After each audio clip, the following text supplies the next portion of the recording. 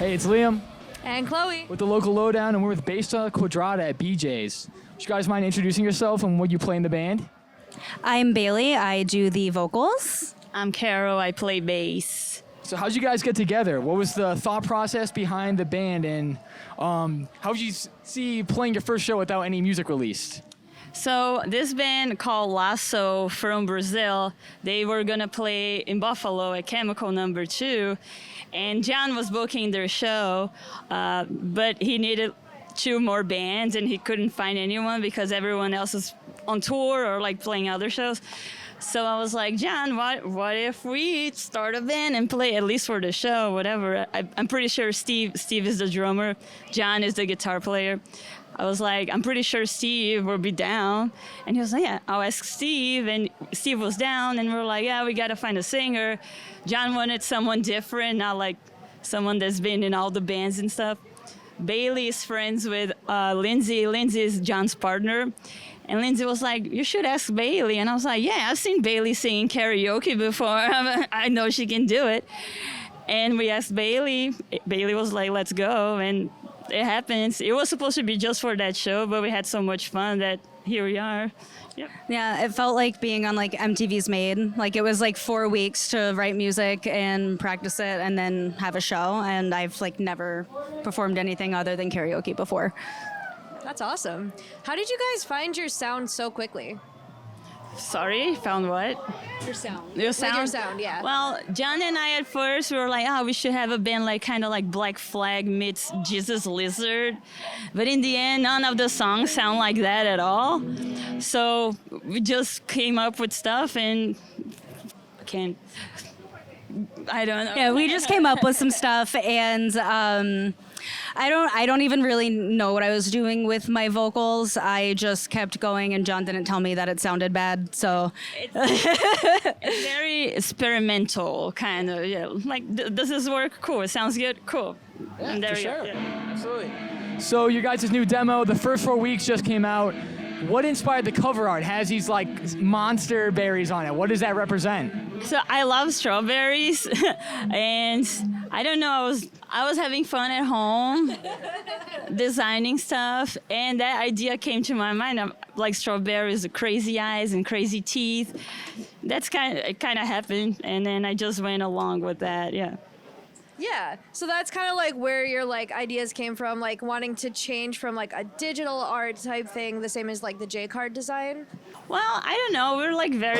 We like to, like when we recorded, we didn't want it to be like too clean. We wanted to be a little raw. So with the design, we wanted to kind of like be the same.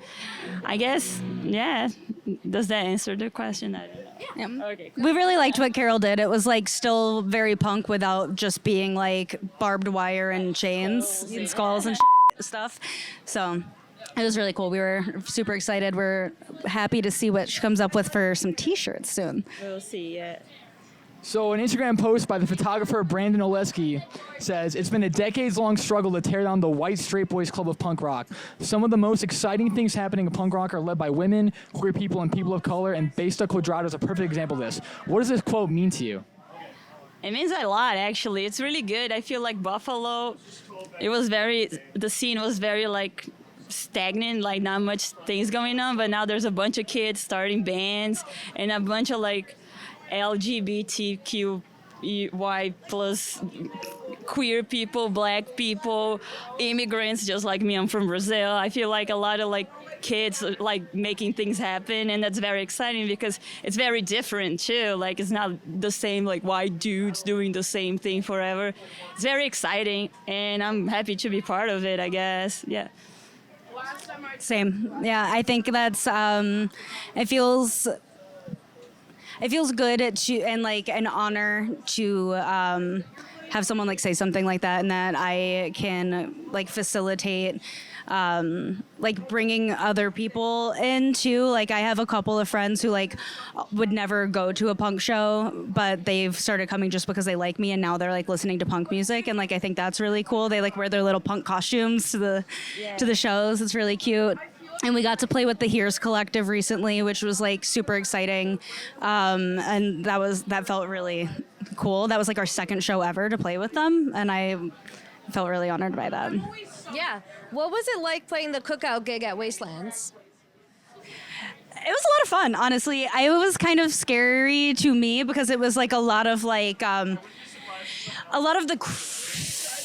crowd was like the Buffalo hardcore dudes that I grew up with, but then there was also some of the people that I've gotten to know. This is my second time living in Buffalo after 10 years, so it was a lot of new friends too, and there were a lot of vendors, and it was really cool to see everybody come together. It's I didn't even know that it existed. It's next to this really cool furniture warehouse, this mid-century modern furniture warehouse, and you had to crawl over some broken bricks to get through there, and it was a really good vibe. There's hot dogs and beer and burgers. Yeah, it was fun. It was my first time playing outdoors, so at first I was kind of weirded about it, but it was so much fun. I was supposed to play that show with this other band I play with. It's Biff's project. It's called Outrage Factor.